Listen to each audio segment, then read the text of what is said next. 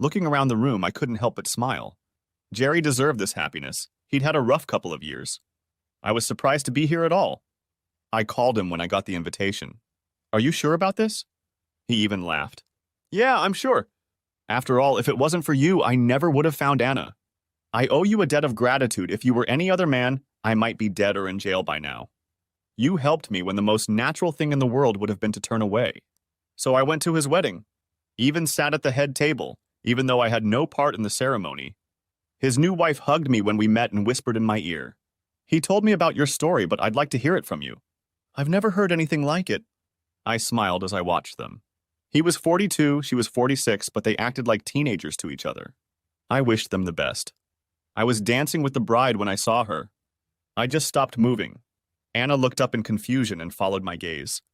I tried to pull free, but she gripped my arm with a death grip. Calm down. Please don't ruin my wedding. I exhaled loudly, trying to gather my thoughts. What the hell is she doing here? Does Jerry know? If he doesn't know, he's probably going to ruin everything. He knows. He really did invite her. He says he did it for you. Now calm down and let's finish this dance. We did. I was already thinking of just leaving, but Jerry was waiting by the table. I looked right into his face. I can't believe you invited your ex-wife to your wedding. What the hell got into your head? He shook his head, smiling slightly. I didn't invite her to the wedding, just the reception. And I invited her for you. Anyway, tonight you're going to sit down and talk to her, at least for a few minutes. I don't want you to do it for me. I want you to do it for you. And for her. Neither of you will ever get over it if you don't. But I gotta tell you, kid, she really loves you. I sat there pondering, tormented. Jerry and Anna took turns staying with me to make sure I didn't leave. I must have pissed them off with my whining, until Anna snapped. Will you please shut the hell up? For a man who went off to war, you're just a wimp when it comes to her. Pull yourself together, talk to her, get it over with. And then leave if you want to. You're letting us all down, and I want my memories of tonight to not include babysitting a whiny little bitch masquerading as a big, strong man. Then I realized she was right. Plus, she had gotten me drunk on 4 very strong drinks, and pretty close together. She chose that exact moment to appear next to me, with tears in her eyes and her hand outstretched. Will you dance with me? Please? I could have been an asshole and yelled at her. I could have sat there and ignored her. I could have gotten up and walked away. I took her hand. We floated out onto the dance floor, her achingly familiar body pressed against mine, and we spun slowly to the song the band was playing. I felt her stagger slightly, and I lowered my gaze to see tears falling onto my jacket. I started to pull away, trying to speak. She brought her hand to my lips. Please don't talk. Just hold me and let me pretend, if only for a moment, that you still love me. And therein lay the crux of my problem. I really did still love her. So we moved slowly across the dance floor, each immersed in our own memories and thoughts. I went through my mind of all the women I thought I loved, including her, and thought about why she had to be the one. The one. The one I wanted. The one I was going to spend the rest of my life with, only to find out she was never mine. That's why it hurt so much. I hugged her and let the memories continue. I saw it coming, I just didn't believe it. He was about 5, 7, or 8 tall and weighed less than 50. And he had to be in his early 40s. I was 31, 6'2", 210, mostly muscle. He rushed toward me, his 2 friends trying to slow him down. I was feeling pretty good. It was Thursday, I had just gotten my paycheck, and my girlfriend was supposed to meet me for drinks and dinner, then order dessert. I got an early start, had a couple beers while I waited and chatted with my friends. I didn't know him, had never seen him before in my life. He positioned himself right in front of me. I was wondering what he wanted when I saw his hand move. It started somewhere around his knees, gaining momentum as it moved. I saw his hand clench into a fist, with it moving so slowly that I could tell he had probably never clenched a fist before. I remember thinking that whatever he hit had better be soft, or he would hurt his hand when it hit my eye. I was so engrossed in watching that it didn't occur to me to defend myself. I fell down and he started trying to kick me. I had been out of the sandbox long enough to let him slip under my protection, but not so long that instinct and training didn't kick in full force. I rolled over and made a leg grab, dropping him to the ground beside me, quickly trapping him in a submissive position. His 2 buddies tried to jump in, but they were outnumbered and armed, so they enlisted the help of the bartender to help pull me off of him. My cousin was the bartender and owner of the place. He saw this cheap shot and just kept polishing the glass he was holding. I regained my normal breathing and pounced on him. What the hell is wrong with you, man? Do you have some kind of death wish? pouncing on strangers half your age and twice your size? I should tie you in a knot and send you home to your wife with bruises and bumps." He continued to struggle.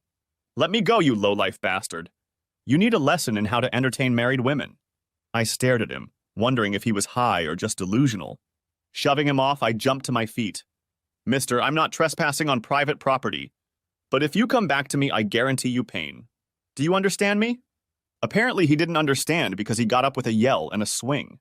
I threw a punch at him. He dropped like a stone and lay there. I looked at his buddies.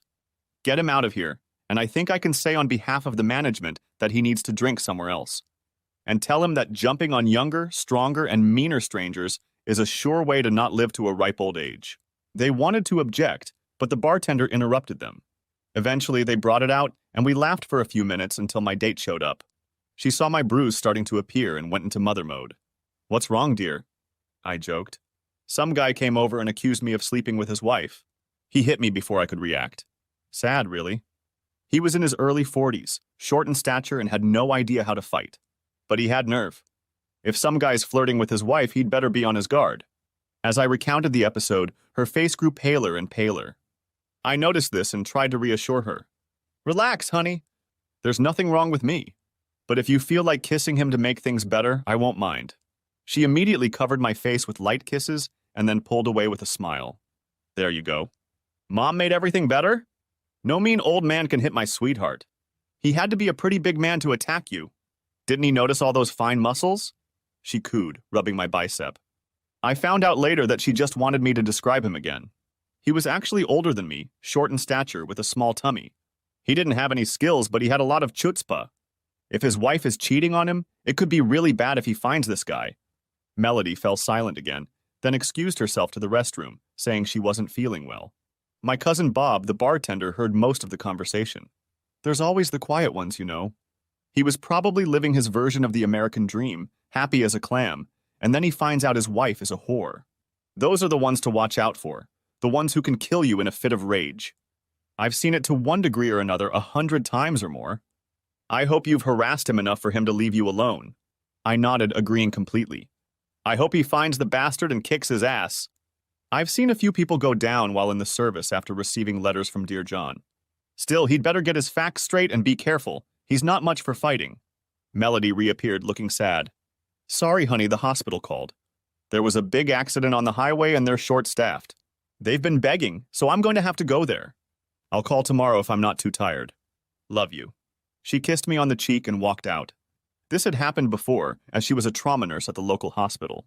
Fortunately for me, she worked 12-hour shifts the first half of the week, so she was available Thursday through Saturday. I, on the other hand, worked out of town, and a lot of it. No, I don't have a high-paying executive job that has me flying around the country, solving problems for mega-corporations or saving the world for the government. I'm laying stone. That's right, Rock. Big rocks, you know? My dad was the guy I was just talking about, jetting around the country and sometimes the world, making his company big money. He was almost never around, so my mom raised my sister and me pretty much alone. And, in my opinion, did it pretty damn well.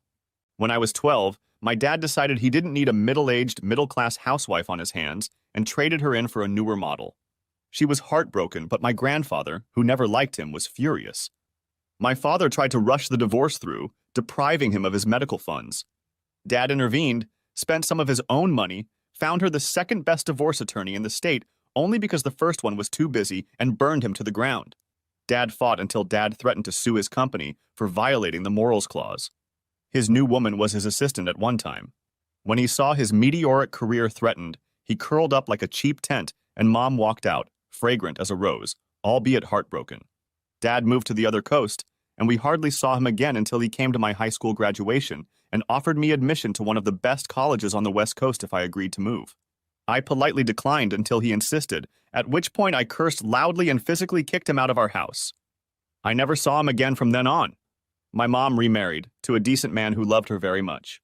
Surprisingly, she ended up pregnant, and at the age of 15, I became a brother. I admired the man, and my sister idolized him.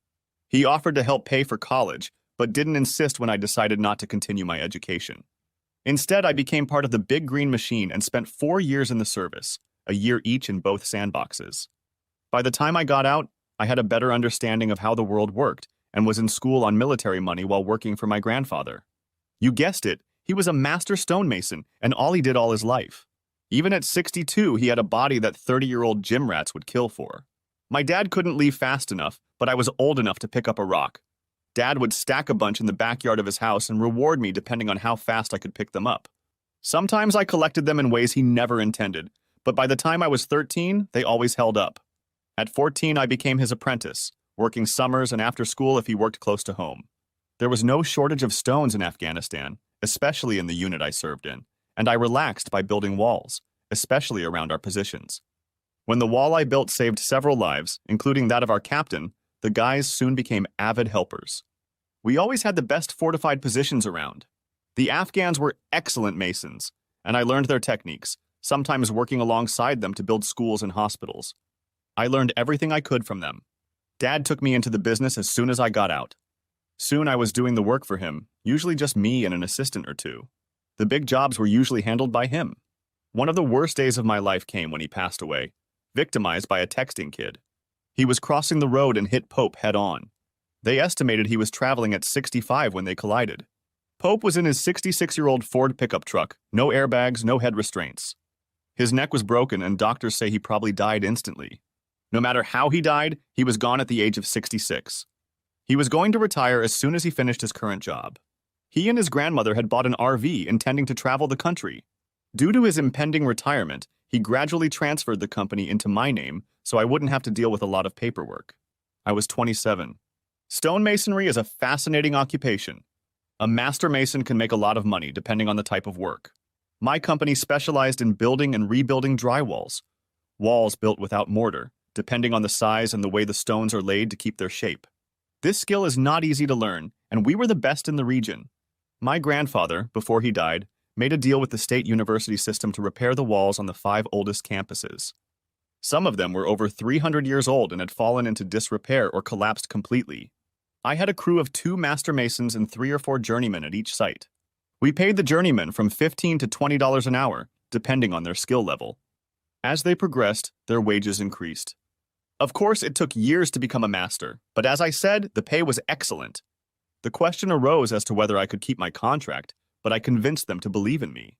Look, Pop was practically an administrator before he passed away. The same masons with the same skills are still working. I guarantee the work won't suffer. They ended up keeping us, mostly because the company was in my name by then, and they'd never complained before, and knew it would be hard to replace us. Bricklayers are rare, and really good ones are even rarer. I hated being a manager without being able to lay stone on a regular basis. I solved the problem by hiring my sister Becky. She could actually lay stone pretty well and could spot shoddy work a mile away. She had just graduated with a business degree, and there weren't many good jobs available, so she took the job for the experience, if not more. We still had to hold meetings and check the books, which we planned to do in conjunction with weekly family dinners. My stepfather Jerry was an accountant, and Dad liked him so much that he gave him our business when he married Mom. Grandma was always there, and she and Mom participated in discussions with years of experience to lean on. My younger brother Jerry Jr. was 15, and I had already promised him a job for the next summer. He would start at the bottom, grinding stone like all the apprentices. He had an amazing knack for math, and I was sure he wouldn't become a Freemason. It didn't matter. Accountants were valuable people too. I was 30 years old when I met Melody. One Thursday night, she came to a bar with some friends. We both felt an immediate attraction, almost lust at first sight. Billy, my cousin and the owner of the bar, invited live bands on Thursday, Friday, and Saturday nights. The place was a blue-collar joint, so they played mostly country music, and some of it was even good. I watched Mel dance a few quick numbers and admired her grace. She walked up to the bar just as the band started a slow song and ordered a portion for her table. When the music started, she grabbed my hand. "I don't want to waste a good slow song, and yes, I'd love to dance with you. Thank you for asking." I was so surprised I couldn't even speak and stumblingly followed her while my friends laughed. The slow dance with Mel should have been mandatory for the graduating class to show how it should be. Of course, if that had happened, there would have been a lot of wet spots on a lot of jeans. This woman just pressed herself against you, leaving no space between you, moving with you so gracefully that it felt like you were alone, except for the extremely pleasant warmth and feel of her body. I think I fell in love with her before the first song was even over.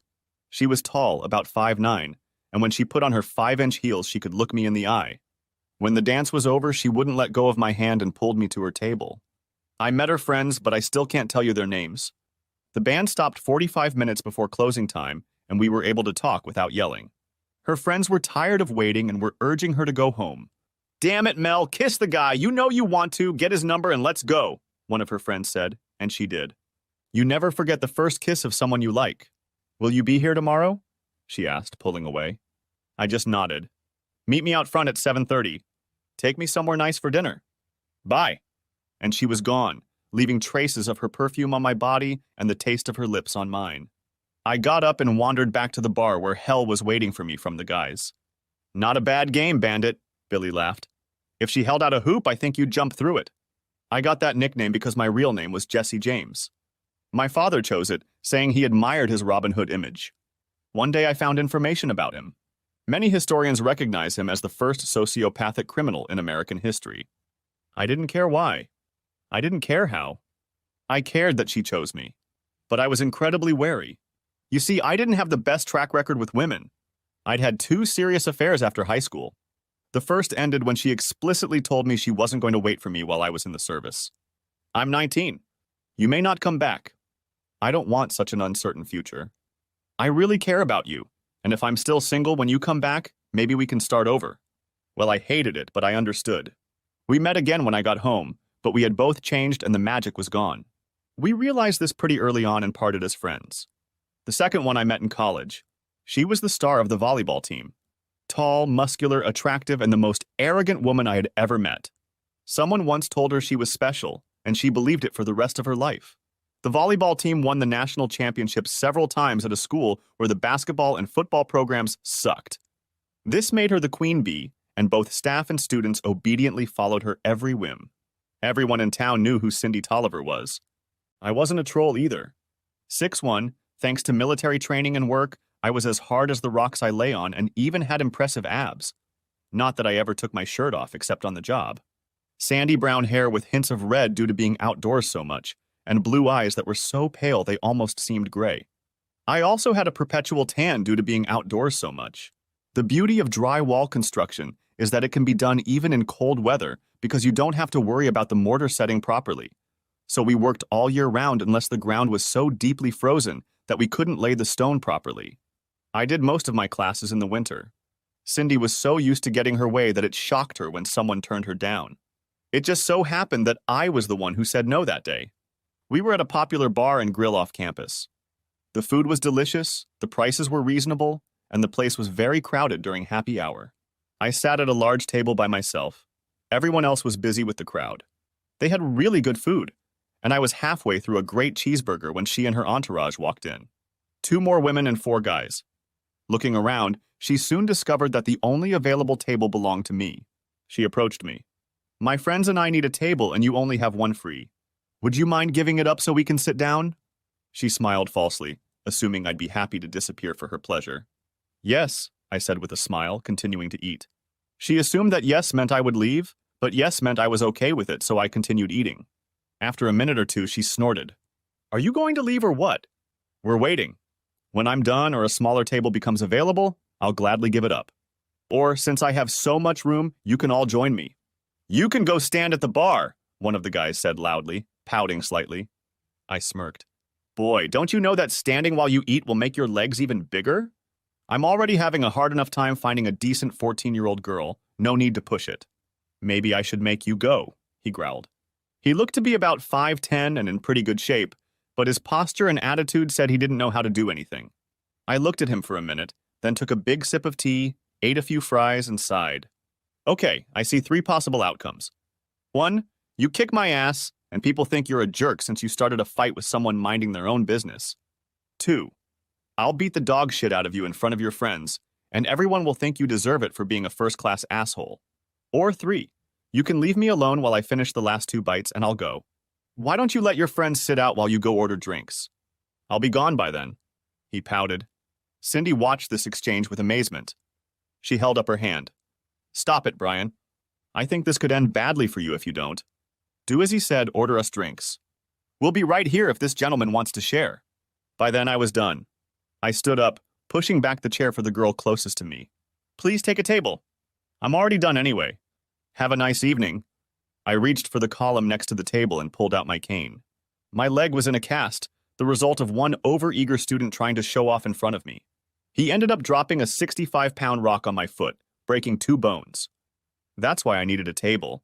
I couldn't stand at the bar. Her eyes widened. Please stay and let us buy you a beer. Thank you for the offer, but I have to decline.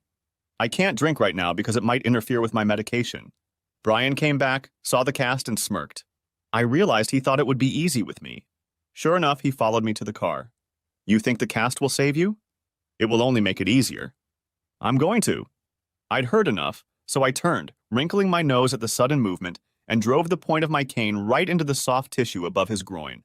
He dropped like a stone, making a sound like a deflating balloon, and wet himself. I turned back to my truck. Don't get up until I pull out of the parking lot. If you do, I'll assume you intend to hurt me, and you won't like my response. Grow up before you get grabbed by someone not as patient as me. He was still lying there when I went outside. I didn't know it, but Cindy and her friends noticed his absence and came out to rescue me. They managed to witness our little conversation. They picked Brian up, dusted him off, and Cindy pestered everyone in the restaurant for information about me. Cindy took the trouble to find me. She didn't have much luck because I was in mostly night classes and didn't socialize with the university crowd. I was older, much more mature and goal-oriented through service rather than the college experience. She eventually tracked me down by stalking the bar and grill. When I walked in, she stood up, pointing to an empty chair. Great, you're here. I saved a seat for you. She pointed to the only empty chair at the table. I looked around the room. There were other empty seats, and was about to head over to one of them when she put her hand on my shoulder. Please, she said, not using the word often, just for a moment. We owe you an apology. Brian was an idiot, and that's one of the many reasons he doesn't hang around with us anymore. I thought I caught the sincerity in her voice, and I sat down. To my surprise, I discovered that she and her friends were not airheads. One was studying political science and had gotten a good offer from a lobbying group upon graduation. Another was preparing to attend Yale University, and a third was going to work for her father after getting her MBA from Wharton. Cindy was majoring in sports psychology, a degree that would come in handy after her career as a professional volleyball player was over. It was a pleasure to watch them fend off fans as they discussed the profitability of new sports in the context of their future, and occasionally asked for my opinion. If I could, I answered their questions. If I couldn't, I talked about it. I told them I was too busy with my business to watch many sports, especially the new extreme sports. This led to questions about my line of work, especially from a business professional. Wow, you're talking about a niche market. Is that good money? What's your business plan? How much of the market do you control? I raised my hand to stop her. It's great money. I may never be rich, but I'll be very comfortable.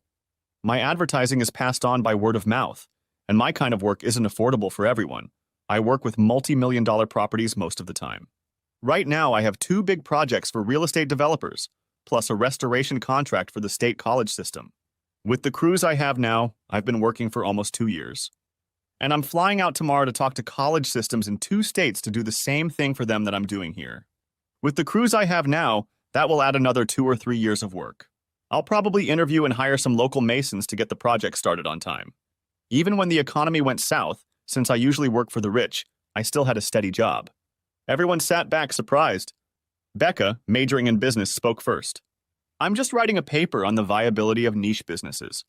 I think I'll dig through everything I already have and do a paper just on your business if you'll let me. Please? I thought for a second and grinned. Sure, it'll be more free advertising for the business. Just be warned that most of the work is out in the field, so you may have to travel if you want an in-depth analysis. She grinned. Not a problem. One of the perks of having rich parents is free money, especially if I tell them it's school-related. Cindy frowned at the thought of following me around, but prudently said nothing at that moment. I found out later that she tried to talk her out of it. Becca refused. It's a good opportunity, Cien. The report will look good on my Wharton application. And I don't plan on dating him. She smirked slightly before continuing. What he's planning is another matter entirely. Let's face it. She was a beautiful, determined woman, used to getting her way. I was more calm and non-confrontational, inclined to go along unless it conflicted with my values. The inevitable happened, and we slept together, beginning a fairly intense 2-year relationship. I led her on, realizing early on that the only way to keep things fair was to get her off balance. If she got too comfortable, her my way or else would come out. I explained it to her. You may be the queen at school, but to me you're just another girl. You're beautiful and I'm attracted to you, but I'll never be your doormat. I look at a serious relationship as a partnership with pros and cons. Everyone has strengths and weaknesses. In an ideal relationship, the weaknesses and strengths should balance each other out, and each partner should take the lead from time to time. Do you understand? She smiled at me, half smirking. Oh, I understand. And I intend to be your queen before we're done, just as you will be my king. Those were the words I needed to hear, so for 18 months I climbed the mountain, only to find that there was nothing but sheer rock at the top. I think she would have been willing to sleep with him on the first date if I had pushed her, but I made her wait, which was part of my plan to get her off balance. We escalated to manhandling, but I always stopped, which upset her a lot. Eventually, she got tired of it. One night when I got her to the brink and stopped, she exploded. Damn it, Bandit. Time to man up and do me. What's the matter? Don't you think I'm fit? I can give you some references. Or are you afraid you won't be man enough to please me? Don't worry, baby, I'm ready to train you the way I like.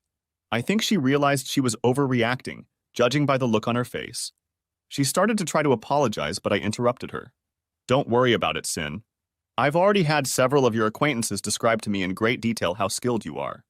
I'm not as experienced as you, but I've never had any complaints. It's very kind of you to offer to share your experience with me. Just like in volleyball, the more you practice, the better you play. And we already know how good you are at it. I paused, thinking I might have gone a little overboard with experience. And as kind as your offer is, I think I'll decline. I bid you good night. She begged and pleaded as I left her apartment, and even tried to physically stop me. She was a big girl, strong, but I had been lifting a rock for too many years, and I easily broke her grip. I didn't see her for 2 weeks, despite her calls, texts, and emails. It just so happened that I had a deadline and had to work weekends anyway. Her last 2 emails were pretty nasty. She wasn't used to rejection and didn't handle it well. Back in town, I ran into Becca, a business student, and Carol, her law school friend, at a bar and grill. I was sitting alone when they came over to my table. Carol grinned widely. So is it true that Cindy dumped you? Becca saw my face tense up and giggled. Look at the look on his face, Carol. I bet if the truth be told, he dumped her. Didn't he, Jess? I adopted an indifferent expression on my face. I'd say it was a mutual breakup. Let's just say our ideas about relationships were too divergent. Ha, she said. I'd guess it was more like her telling you to jump and you explaining that you didn't like hoops. Whatever it was, it shook her up a lot.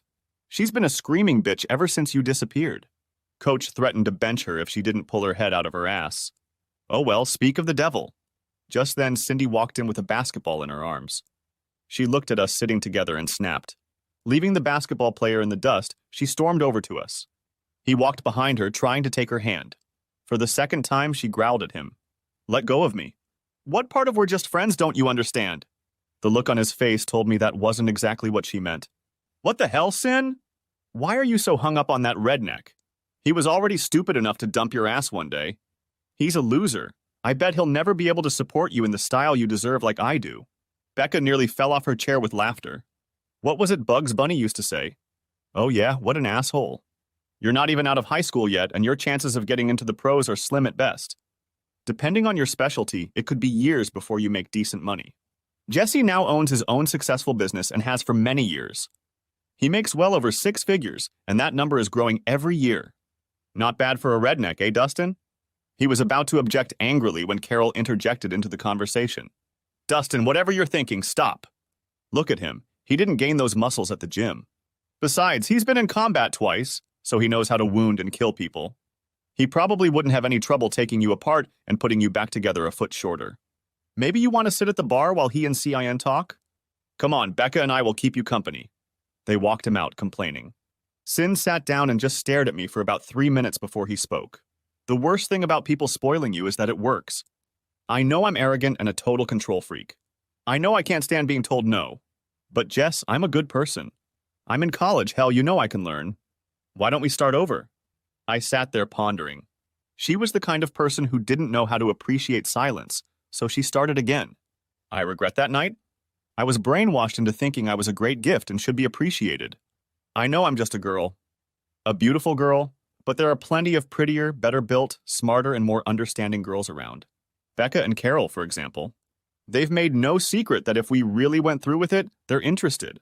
But they'll never love you the way I do, Jess. They'll never melt the way I melt when you touch them. If you want to wait, I'll wait. You set the pace. I'll follow your lead. 4 months later, she wanted to see where we were going. They didn't win nationals that year. She blamed it on me, saying I was distracting her with extra training and keeping her energy level low.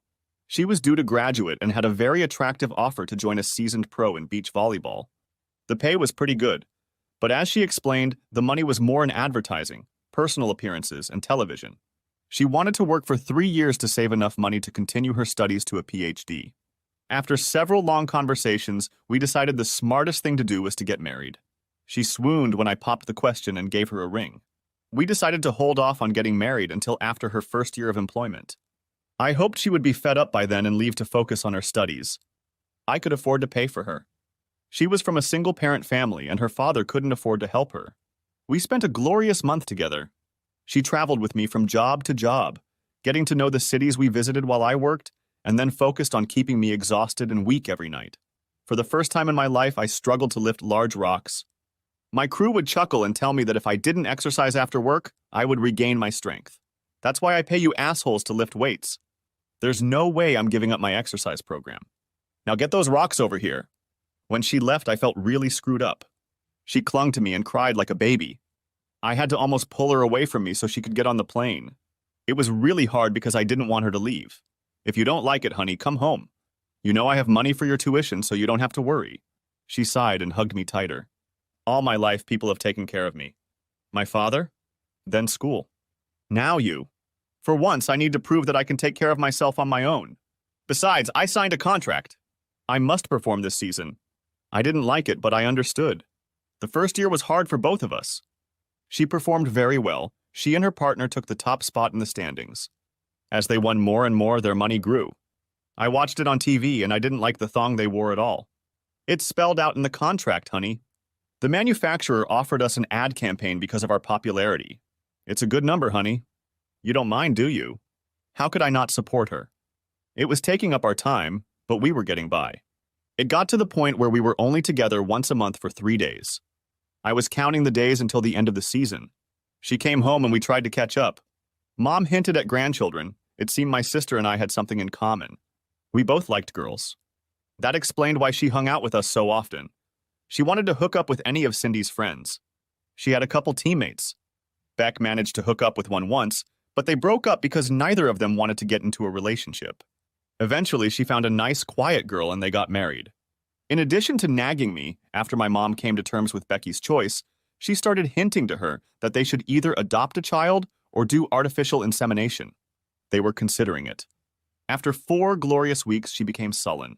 I put up with as much as I could before confronting her. What's going on, Cian? Don't try to brush me off. We're going to sit here until you tell me. She was quiet for a bit before telling me. I signed a contract for another season. They doubled our money and the exhibit is worth a lot more. I'm sorry, honey, but I have to do this for me. Please don't be mad. I wasn't angry, I was furious. We bickered most of the time until she left. Why can't you be more gracious? Just this year. I swear to you. I've been supportive. All last year. You made promises then, remember? So much for your word when it comes to money. Wrong word. She broke out into a scream. I was only half listening to her, and after about 10 minutes, she realized I wasn't hanging on to every word. She stopped immediately. In a quiet voice, she tried again. I guess I deserve it. Tell you what, I'll write a contract. If I don't stop next year, the marriage is off. Please, Bandit, it really means a lot to me. I just looked at her. You don't need a contract. If you don't stop next year, I'm out. Do you understand? She went a little pale and made a bunch of promises. Promises she didn't keep. At the beginning of the next year, things got even better for them. Her partner Jen called and thanked me for letting her play. This is my last year on tour, so if she doesn't find a new partner, she'll be done too. I plan to teach. I've already found work as a high school math teacher and volleyball coach in a small town in California. I've always been a fan of beach vacations. Maybe I'd find a nice quiet guy and remarry. But if we had an arrangement like yours, maybe I'd still be married. I didn't know she was divorced. I knew she was married and that he didn't like her absence. When Cindy told me this, I threw her a reproachful look. She took the hint and fell silent. What agreement, Jen? The way I said it made her pause. You know, about your understanding. I let the silence linger and she got nervous. I'm sorry, I didn't make myself clear. I didn't mean understanding, I meant your understanding. She's very lucky to have you. I have to go now. Watch us on TV. The whole conversation made me feel a little uncomfortable. The first time she was home, I asked her about it. Don't worry about it, honey. She's gotten a little scatterbrained since the divorce. I think it hurt her more than she wants to admit. Believe me, I won't make the same mistakes she did. I love you too much. When I asked her what those mistakes were, she was a little miffed. I pressed on, and she finally admitted that she had an affair with one of the men on the tour, and her husband found out. You have my word, honey, I will never hurt you like that. I have too much to lose. She usually called every Monday and Tuesday, but I never heard from her, even though I called and left 6 emails. The next week, I answered her the same way, not picking up the phone once out of the 10 times she called. The next week, she came home unscheduled, furious. After she ranted about me not answering, I told her I was just following her lead. We were both furious, but it ended with me telling her to shove her Spanish boyfriend wherever she wanted. She turned so pale I thought she was going to pass out. By then, I had already exhausted my limit of communication with her, so I got up and left. 2 days later, she tracked me down at the construction site and begged me on her knees to let her talk. CN kept telling me for 2 days that there was nothing there, and if I was that unhappy, she would never advertise again. She swore on everything she could think of that she would leave for good when the season was over. In hindsight, you could say she was reading from a script, but they were the right words at the right time, and I believed her. She did 2 more shoots, both times with a golfer. It started when I needed tires for my truck, so I went to a dealer in the town I was working in. It took over an hour, and I headed across the street for lunch. After lunch, I had to wait another 10 minutes for them to finish, and I looked at the magazines, casually flipping through them. My interest was piqued by a golf magazine from 2 weeks ago. There was a profile of Juan Pablo showing him on and off the course. In the picture that caught my eye, he was sitting in the bleachers watching a beach volleyball game and then kissing one of the winning players. The article quoted him as saying that he went to every competition his schedule allowed to support his girlfriend. You guessed it, the player was Cindy. I was beyond furious. I would purposely miss her calls and fly to her next match. She and John always shared a room, and I got there around 7. John opened the door and turned pale when she saw me. Cindy wasn't there. I called her in John's presence. She was glad to hear from me. Hi, darling. Where have you been? I was beginning to worry that you had replaced me. I could never replace you, honey. Did I catch you at dinner? I heard a noise in the background. Yes. Jan and I are in the hotel dining room. The food is really good. I managed to chat with her for a few minutes while John grew increasingly pale. I hung up the phone and smiled at Jen. Jen, did I ever tell you I was in the military? I spent 2 years in the desert killing people as often as I could. I won't kill you, John, but if I don't get the truth out of you now, I'll break your wrists and knees. You'll live, but you'll never walk properly or use your hands like you used to. No one wants a crippled volleyball player or coach. I'll definitely go to jail, but not before I get to Cindy and her Latin lover. It's your choice, but if you take the easy way out, now's the time to start. Would I have done it? No, but at that moment I was very angry. John must have thought I was being serious, judging by the startled expression on her face. She was talking so fast I had to make her slow down. It started at the end of the first season. Not with him, but with another volleyball player. No love, she said, just relieved tension. She admitted she used to do the same thing until her husband caught her. She pleaded, but the deed was done and he divorced her. Cindy hit it off with Juan at her first photo shoot, but apparently rubbing skin against each other was too much. She told me you were okay with it, Jess. Said you were doing the same thing. Said you guys had come to an agreement. She was free to satisfy her desires, and you were doing the same while you were traveling for work. She also told me that it would be over when the season was over, and kept talking about how happy she would be when you got married. She hung her head, saying she now knew there was no agreement. Where is she now? Her eyes grew huge. Please, Jess, let me call her and get her back here so you can talk. I'm sure you can work things out. Tell me right now, or you'll have at least a broken elbow added to your injuries. I stood up, and she recoiled back in horror. They're at his hotel across town. He's playing in a tournament here. She gave me the room number, telling me they might not be there. They might be at the dance. I grabbed her by the throat and pushed her against the wall, pressing my face against hers. If you warn her, I'll come back and get more angry. Do we understand each other? She peed her pants at the end and nodded so fast I was afraid she'd hurt herself. I stood in the lobby and watched them enter the room hand in hand and head for the elevators. I had the room number and I could have waited, but I knew what they were doing, so I didn't see the point in waiting for them to undress. I gave them 3 minutes and kicked the door open. She looked back, recognized me, and almost fainted. He was so drunk he was trying to play macho. I quickly stopped him by twirling him around and locking his arm. Hold still, bastard. You resist, it's going to be bad. You understand me? Good. Now tell me how long you've been having fun, and if you lie, I'll know. 3, maybe 4 months. That doesn't mean anything, man. Calm down. So you partied that long knowing she was engaged and you thought it was okay? I read that you got engaged and she's expecting you in Spain. I wonder if she'll think it's nonsense. Let's call her and find out. By this time, he was begging. Cindy put the bed between us and eased the dress back into place. She still didn't say a word.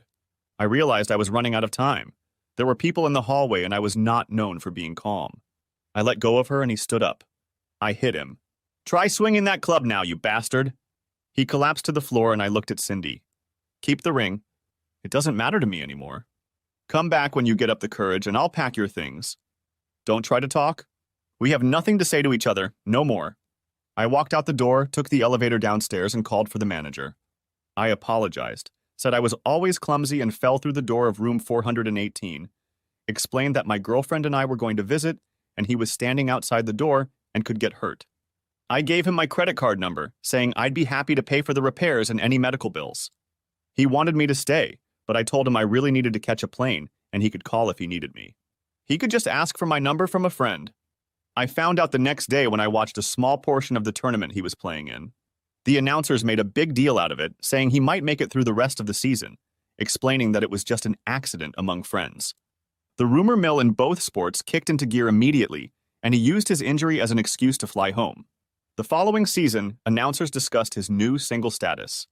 I didn't say a word to anyone, but many other golfers and announcers were staying at the same hotel, and it was impossible to keep quiet. Jan and Cindy played the next 3 games poorly, each time losing in a row. At the end of the season, Jan actually retired and Cindy signed with a new partner fresh out of college.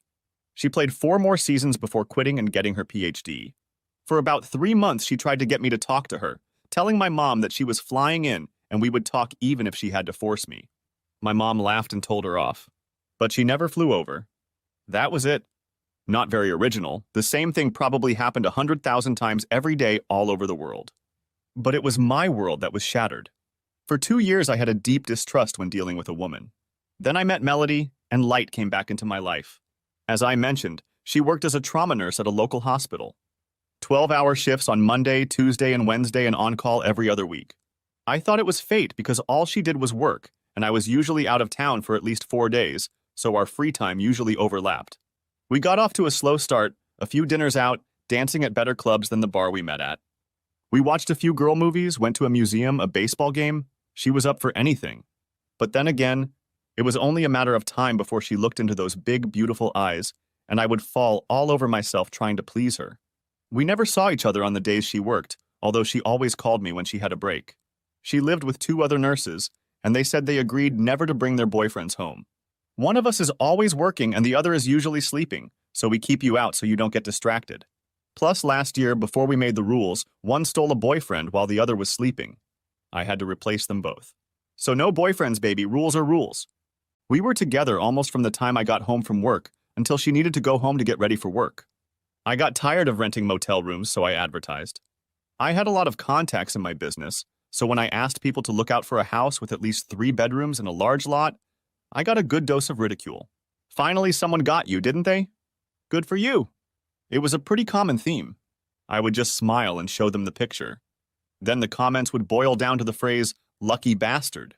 One interior designer judged me. Idiot. Don't you know that 99% of the time it's the woman who chooses the house? Maybe you should keep her in the loop. I took her advice and, armed with inside information about houses in disrepair or homeowners looking to get rid of one due to the economy or divorce, went looking. Under the pretense that I wanted to spend as much time with her as possible and needed a woman's perspective, I took her along.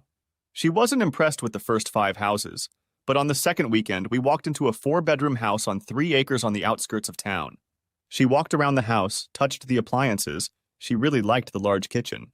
She liked the layout where the master bedroom was on one side of the house, away from the rest of the house, allowing for privacy. We walked around all 3 acres, found a small spring, and she touched some large trees. What are you thinking about? Mel looked at me with misty eyes. About tree houses. The next week, I took the next week off and started the paperwork. I got a really favorable offer. They had just started the foreclosure process and were happy to avoid the process. The owner had abandoned the house that week, leaving for parts unknown. On Friday, we were back at the house again. We took another look at it. I asked her if she could be happy living here. I'm sure I'd love it. Why the question? Because we bought it on Monday. I need you to pick out some new furniture. Is that okay with you? Before she could answer, I dropped to my knee. I hope you like this house. I intend to live in it for a long time. A long time with you by my side. I'd like to have to use 1 or 2 bedrooms someday. All you have to do is say yes. I held out a ring. A traditional, simple ring with a stone on top. She surprised me by fainting on the kitchen counter. Melody recovered quickly. There were tears in her eyes. I didn't get the response I was expecting. I love you, Jesse, but I can't marry you right now. I'm begging you to give me time. I have some things to do before I accept your proposal. Please, and I'm begging you for this, give me 6 months and ask again. I promise the wait will be worth it if you agree. That wasn't the answer I was expecting, and I was terribly disappointed. She tried her best to reassure me, to the point of taking me shopping for furniture the next day. She had no preference just as long as it was sturdy. We bought a bedroom with a California king bed, a sectional sofa, an armchair, and a rocking chair for the living room. I looked at her as she sat in the rocking chair. She grinned. This might come in handy in a year or two. That simple statement filled me with hope. I gave her a credit card and told her to buy whatever she saw fit. I took Melody to meet the family. Mom and Becky liked her right away. Grandma wasn't as thrilled. My little brother practically drooled over her, and my stepfather just smirked. I took that as a good sign. I arrived the following Friday and went straight to the new house. She had put in a nice dining room and set up a guest room. Her car was parked outside, but I didn't see her. I found her splendidly naked on the California king bed. She slid down the bed and reached for me. I was going to start without you. I want to christen every piece of furniture, every foot of space in our new home. Next weekend we'll do the yard. I tried, really tried, but all we accomplished that weekend was a bedroom and a dining room table. She laughed, saying she would take pity on me, and we would tackle the guest room and living room the following week. The next weekend I was sitting at the bar waiting for her, happier than I'd ever been in my life, when a guy walked in and punched me. When she was gone, I had a few more drinks with friends and headed to my new home early in the morning to wait for the love of my life. 2 gunshots rang out as I walked to my car. They hit the car in 2 places. Still, they were close enough to scare me to death. Instinct kicked in and I fell and rolled behind the SUV. I heard a guy approaching, crying and cursing, peering between the cars. I rolled under the SUV, jumped out, and crouching, ran to the next line of cars. Get out, bastard! I'll make sure you never screw up another husband. His voice shook with rage, and I realized he was pretty drunk, judging by the slurred speech. I got a good look at him as he passed under a streetlight in the parking lot. This was the same guy who hit me, and I realized it wasn't an accident. He was after me. My stepfather used to say, "Never leave a live snake behind you," so I lurked and waited. He was almost level with my hiding place and looking the other way, so I carefully threw my shoe behind him, which slipped off my foot. The slight noise made him flinch, and as soon as he turned his back, I was at his side. I grabbed his hand, which had the gun in it, and yanked him back hard. The pressure made him release the gun, and after that I beat the shit out of him. Realizing that if I didn't stop I was going to destroy him, I let go of him and stood up. He was cold, so I picked him up, threw him in the back of the truck and drove off, eventually ending up in front of an abandoned barn in the middle of nowhere. He was starting to come around when I lowered the back door and pulled him out by his feet, listening to his head hit the gravel as he fell. It knocked him out again. He came to his senses when I splashed some water in his face that was in the cooler in the back of the truck. He turned his head, eyes widening in horror as he realized he was motionless. I didn't intend to destroy him, but I wanted to scare him to death. A .32? Really, you can only piss people off with a weapon like that. I know it helped me. Now I'm going to talk and you're going to listen and nod your head. When I'm done, you can talk, and it better be good, because right now I have the urge to shove that bullet up your ass all the way. Now would be a good time to talk. I have to hand it to him. Helpless, but he was still looking at me. What do you want me to say? I'm okay with you entertaining my wife? That's never going to happen. And sooner or later you'll stop looking and I'll get justice. Better destroy me now. I looked down at him. He should have been terrified, but he wasn't backing down. I even admired him.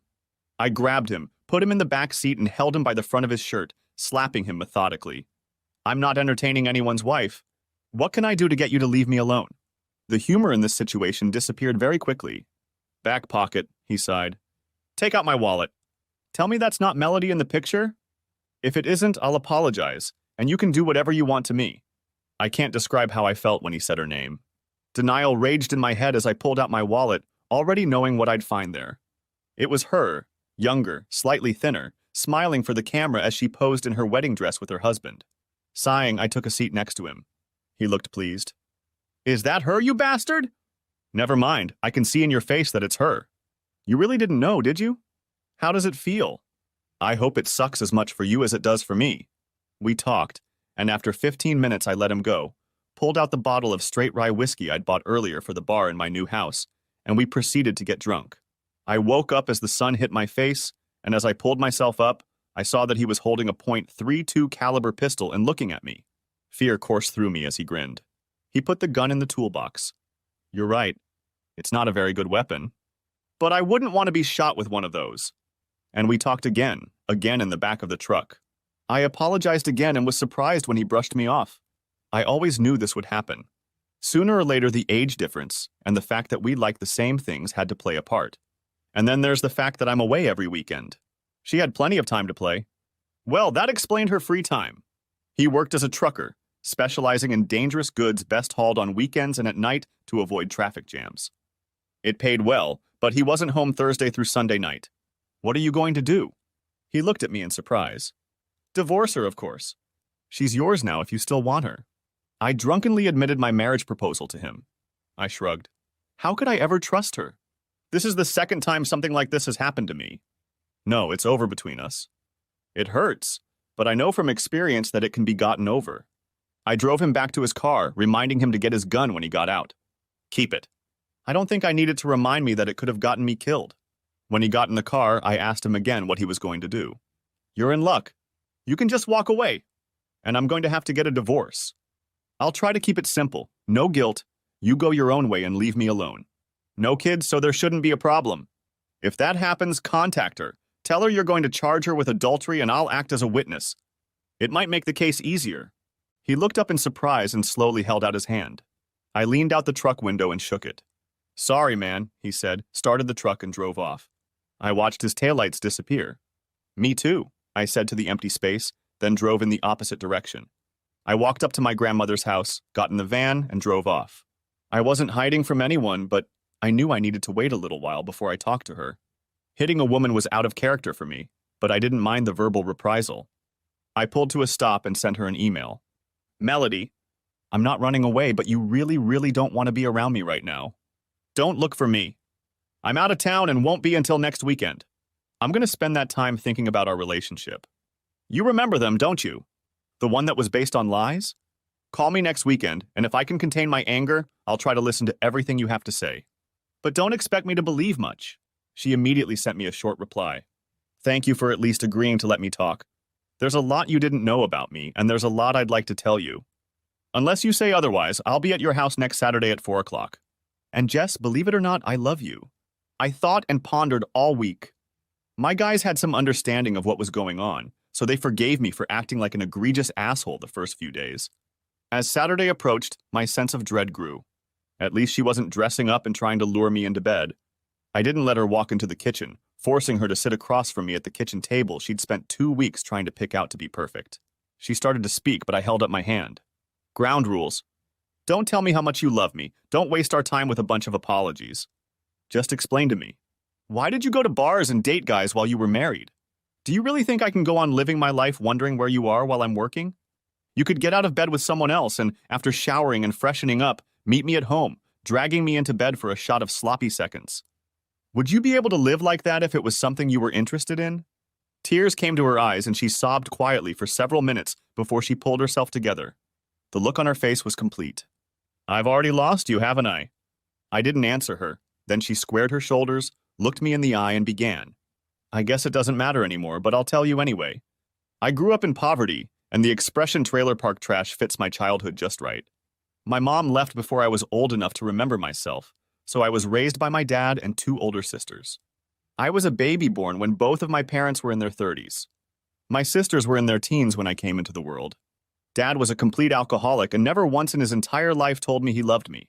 She sighed, remembering. He eventually died of liver disease when I turned 18. My sisters already had families of their own then, one married for the second time, the other for the third. So, as you can see, I didn't have what you might call good role models in my life. Then I met Jerry. I didn't love him, but I respected him, and I knew he would take care of me. I just knew that eventually it would grow into love.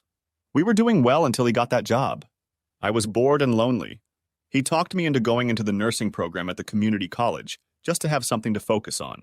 I don't think he expected me to graduate and continue my studies until I became a registered nurse. But for the first time in my life, I had a purpose and a valuable skill. Working in the ER brought in the most money, so I took the job. It was stressful, demanding, and left me no time to think about how my life was turning out.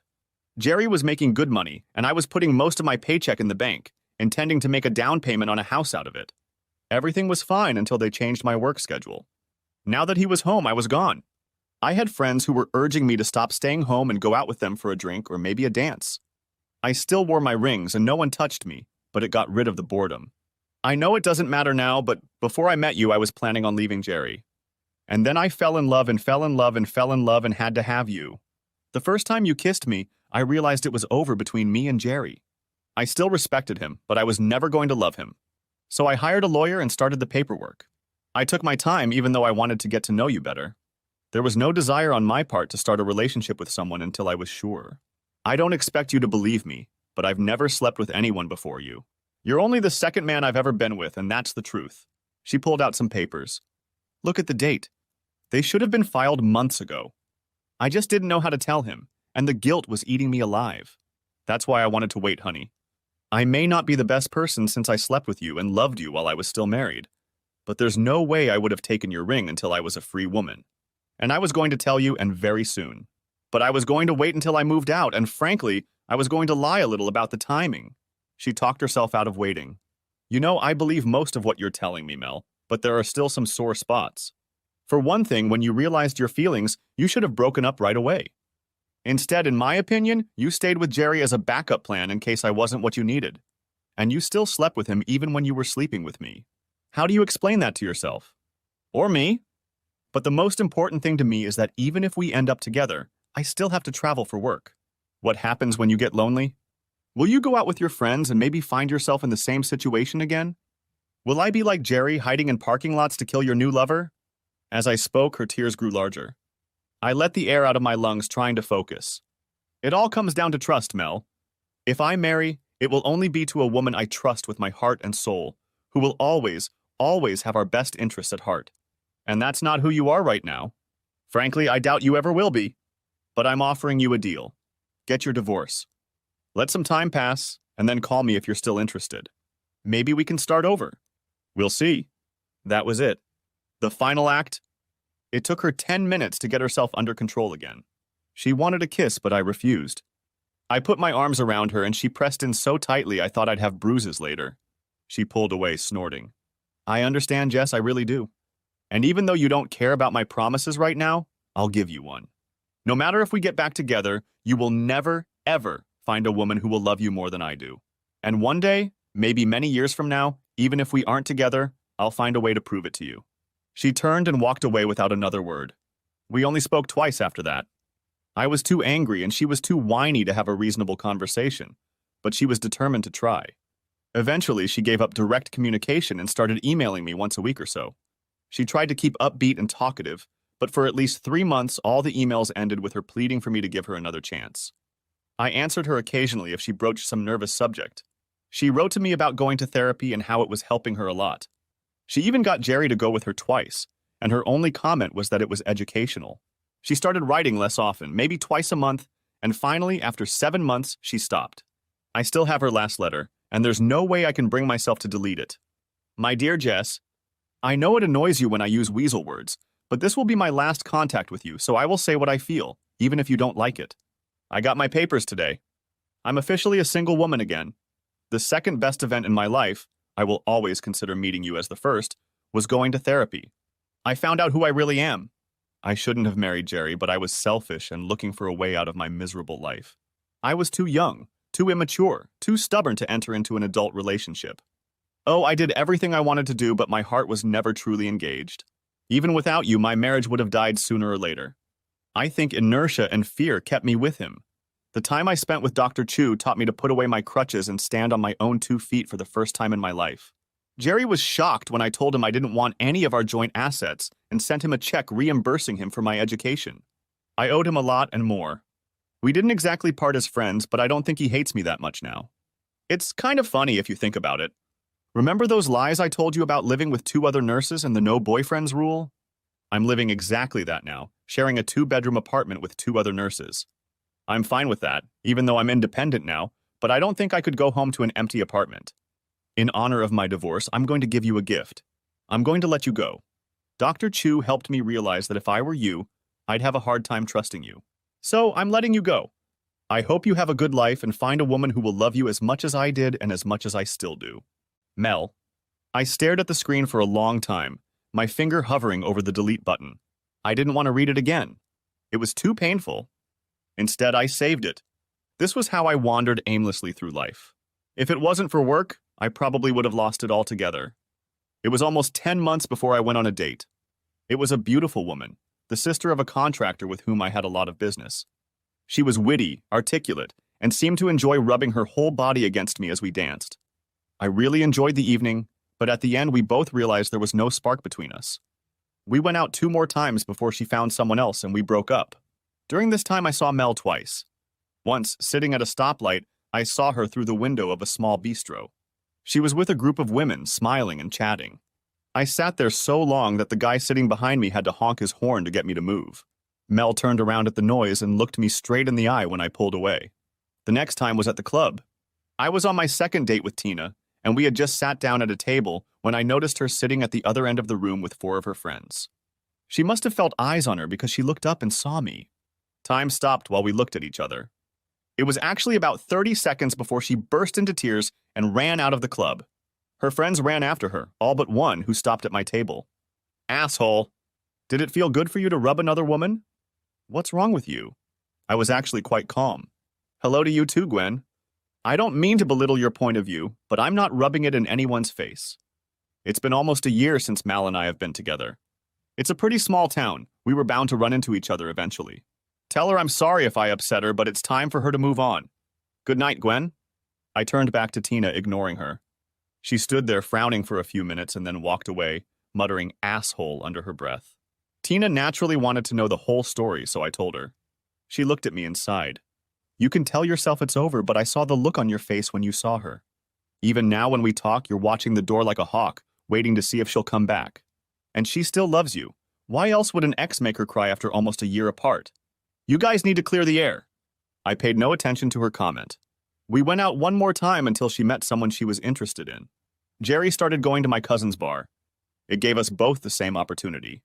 It was the one place Mel never went to again. He really was a good guy. When he and I became friends, the guys started making fun of him for trying to kill me.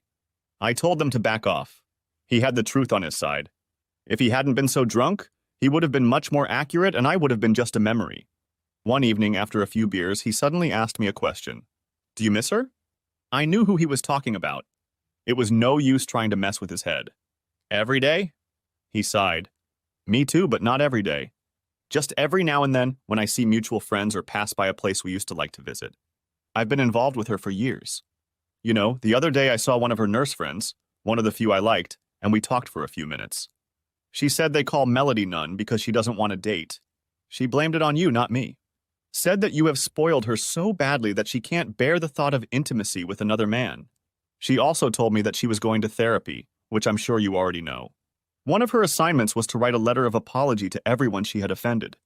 In her letter, she called it cleansing her demons. Do you have anything like that? I admitted that I did, but didn't elaborate. Well, I kind of remember the good times too. And then at the end, she stood up, pleaded guilty. Hell, she even gave me back the money I spent on her nursing degree. I hope she finds someone else, someone who treats her well. I hummed. Jerry had gotten lucky. The day his divorce became final, one of the dispatchers at his job asked him out. She was a few years older, a military widow with a 14-year-old boy and a 12-year-old girl. They were made for each other, shared the same views, the same beliefs, and he was great with her kids. He was even an assistant coach on the girls' softball team. He went so far as to talk me and my cousin into sponsoring them. We took half the bar, went to a few games, and cheered her on by name, much to her embarrassment. But the hug she gave him was genuine, and he looked so proud you could burst. We were already planning his bachelor party. I was happy for him and sad, watching the little girls play and wondering if I would ever be able to be in the stands cheering on my kid. My chances were getting slimmer and slimmer. I was 32. My clock was ticking. So I laid more stone by throwing myself into the business and growing it. However, there comes a point when you can saturate your market. I was taking on more work than we could handle, even after new masons were added. My grandmother and sister used to get on me for it. Let someone else have the contract, Jess. Get to work with what we have. If you don't, our quality will drop, and that's the kiss of death in this field. Think about the Pope. Do you want his life's work to disappear? It made sense. I stopped taking on new work and even handed off a few small projects to competitors I was confident they would do well. I got my business back on an even keel, but a setback hit me in my personal life. I ran into Becca while still in college when she asked me to come in and offer me a job. She emailed me using her married name, so I was surprised when I saw her. She was a little fatter, but still attractive. In addition to being very successful in her career, by her own admission, she had a successful marriage. He was a hotshot with 7 zeros according to Becky. She held his hand while telling him about it, and it didn't embarrass him in the least. He was probably about 10 years older, and they had just had their first child. Everything they wanted was pretty elaborate, including a small stone cottage designed for play. She wanted it to be built like the Scottish shepherd's cottage she had seen when they were on their honeymoon. We talked, and I agreed to take the contract if I could do it on my own schedule. I took 2 journeymen and 1 foreman and set about erecting the boundary and personal walls. I did all the preliminary work, laid the lines, selected the stones.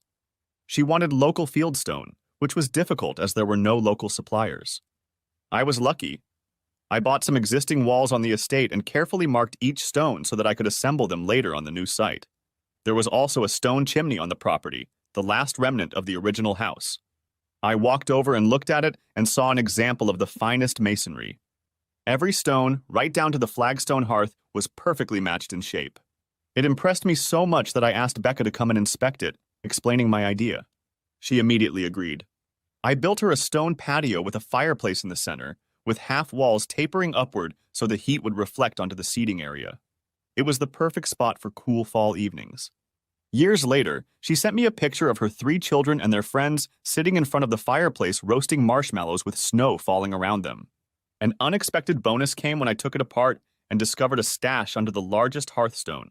This was a fairly common practice at the time, the only logical way to store valuables. Fire was much more dangerous in those days. There lay a wooden cigar box containing a half-full bottle of whiskey, preserved because it was stored cork down, 2 love letters from the 1870s, and a wedding ring. A small pouch held 2 silver dollars and other change. The letters were from his lover, who he had bought the ring for, but who had died in a fire before they were married.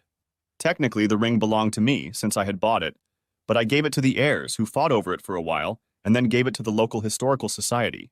They wrote about it in the papers, and there was a wave of excavated hearths all over the area. If anyone found anything, they kept quiet. After I finished the project, Becca invited me to a party to show off my work. I went mostly for business reasons. After all, most of their friends were pretty well off. I made a few acquaintances and ended up sitting with Becca while the party ended. I still talk to her from time to time, she said abruptly. I realized she was talking about Cindy. I hadn't thought of her in years. Without asking me, she pulled out some pictures on her phone. Cindy had cut her hair much shorter than she had in college and had gained probably 30 pounds. It didn't look too bad on her tall figure, but the tone I remembered was long gone. In one of the pictures, she was standing next to a man who was a couple inches shorter. They had their arms around each other and were smiling at the camera. Her second husband, Becca said. The first one was a complete failure because they both had affairs. She met David a year later when he brought a client to her. They ended up having coffee, then had a date that led to the altar.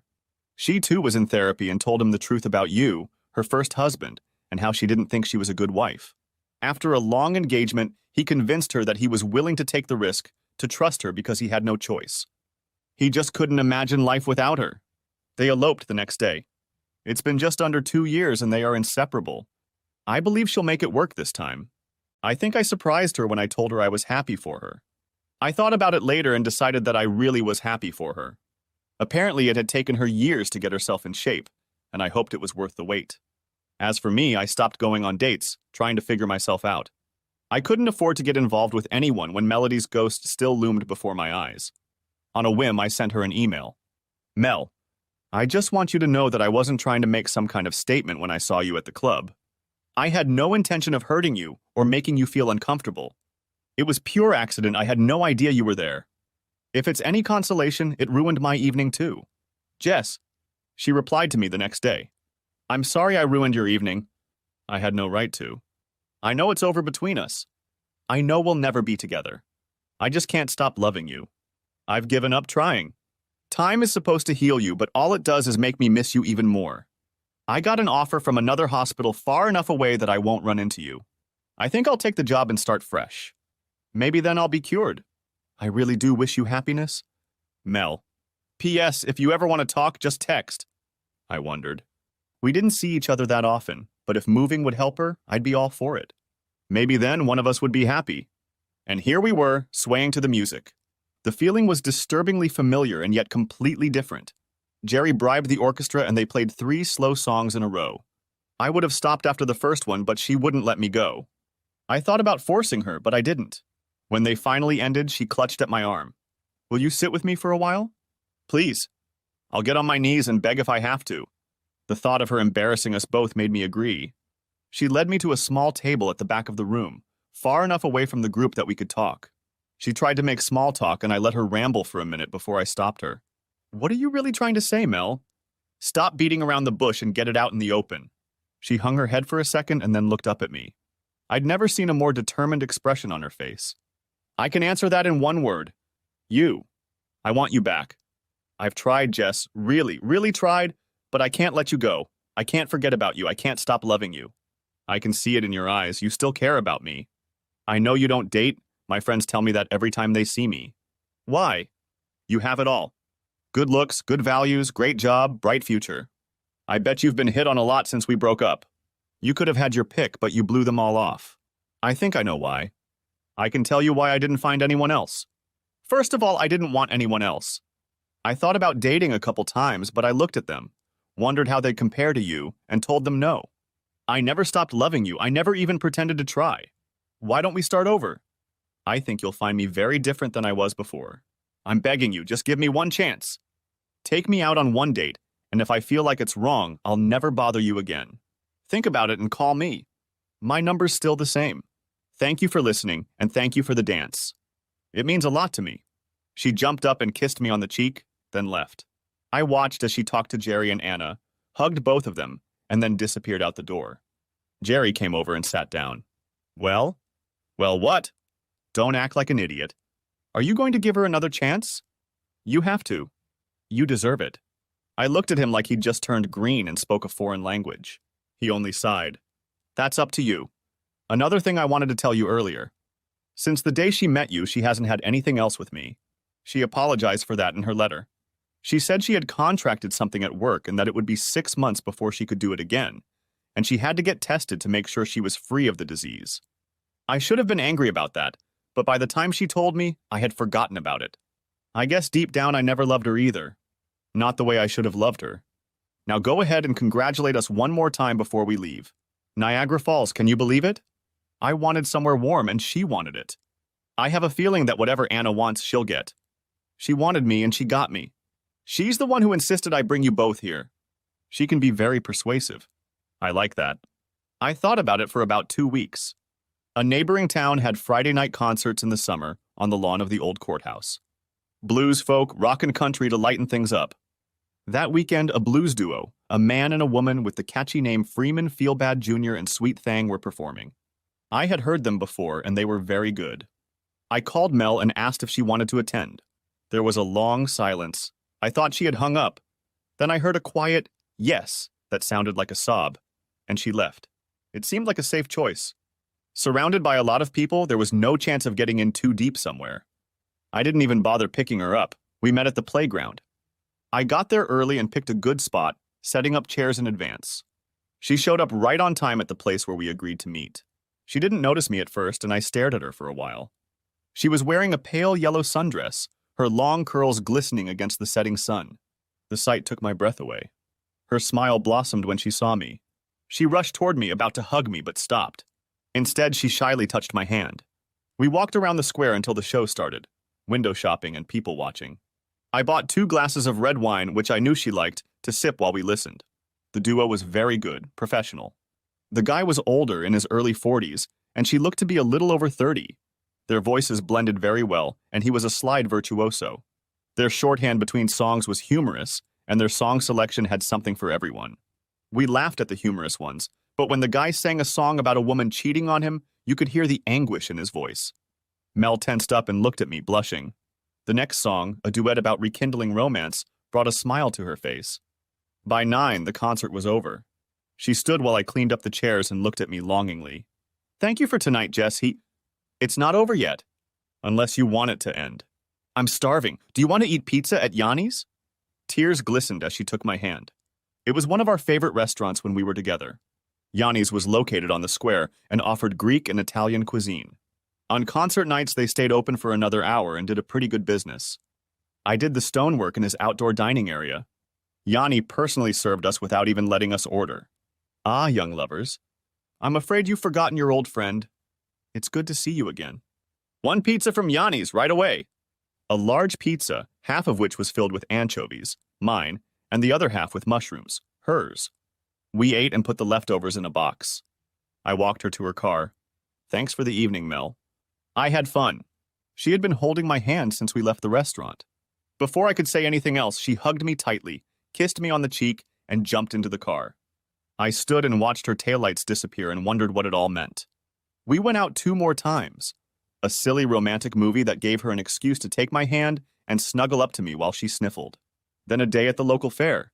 She made me walk with her through all the exhibits, admiring the canned goods and pastries, laughing at the exotic vegetables. She froze in front of a huge display of quilts, a dozen or more, from traditional to modern, all works of fabric art. Tears came to my eyes again, and a memory came over me. One evening, as we were getting cozy in my new home, she showed me a picture of a quilt in one of her magazines. I've always wanted to learn how to do that. Why?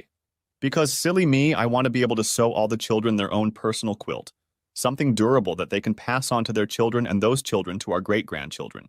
She realized what she'd said and looked at me nervously. I grinned.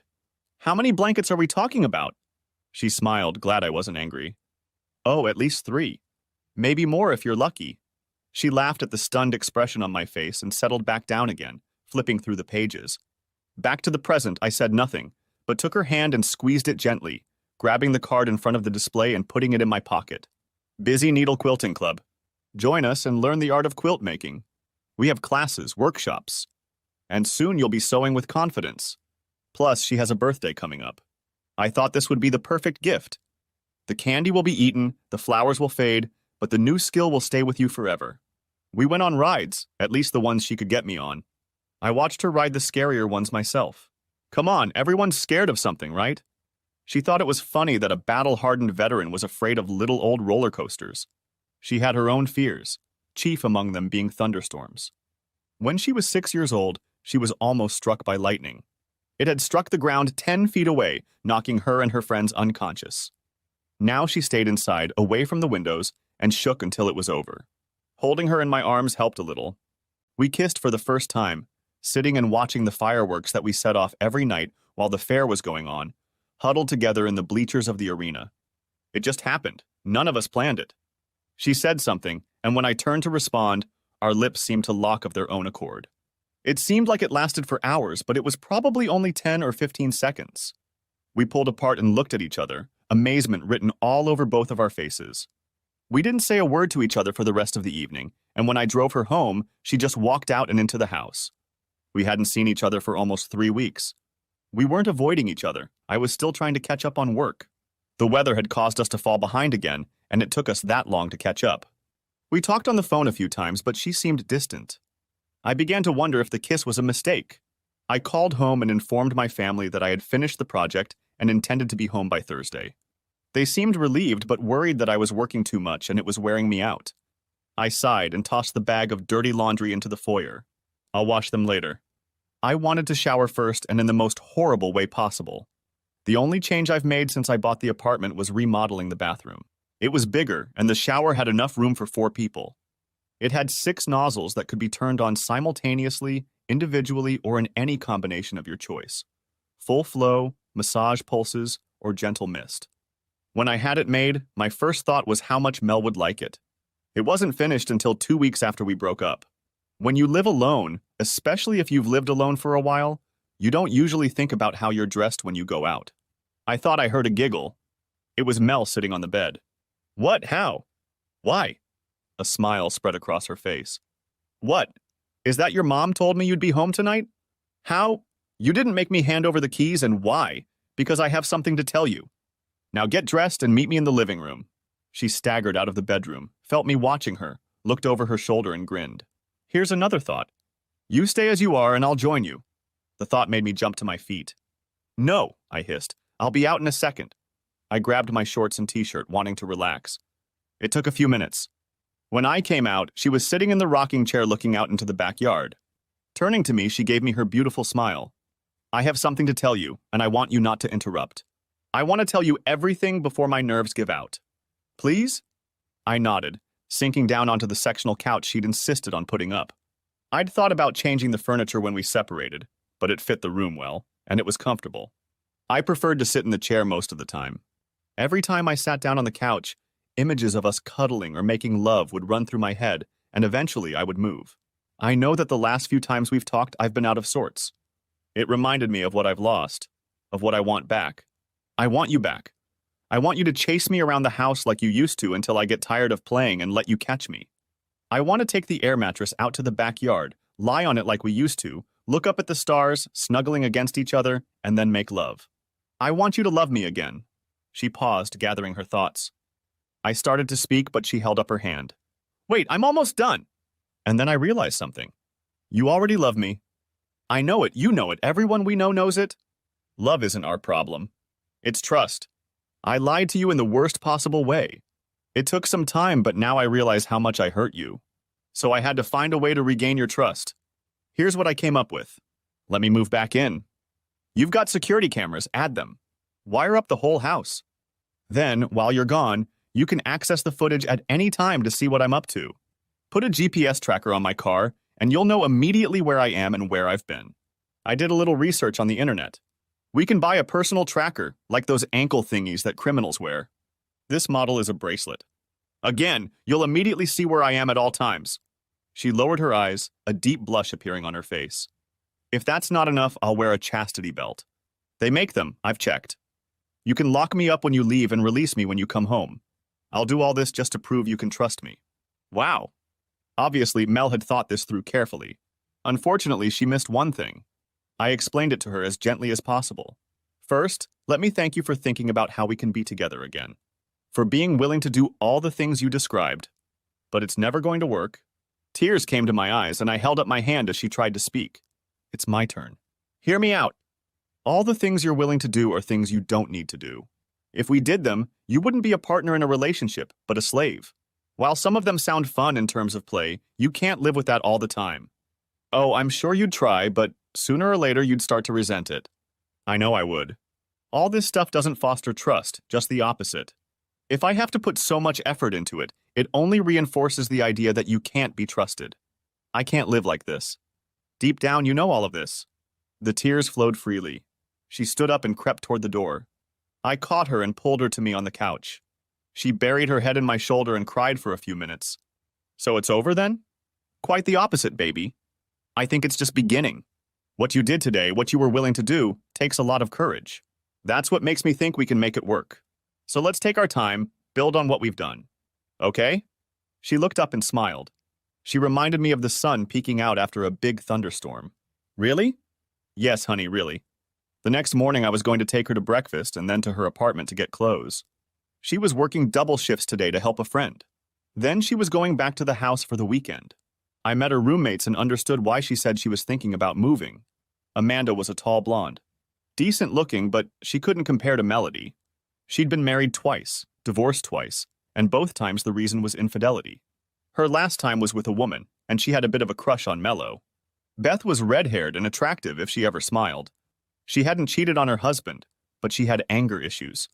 He'd postponed the wedding until she got help, and she'd lied to him, saying she'd gone through an anger management program. After the wedding, she turned into what her ex described as a screaming bitch that the devil must have kicked out of hell because even he couldn't stand her. He'd gone down the path of irreconcilable differences because it was the easiest way, and in this case, it was the right way.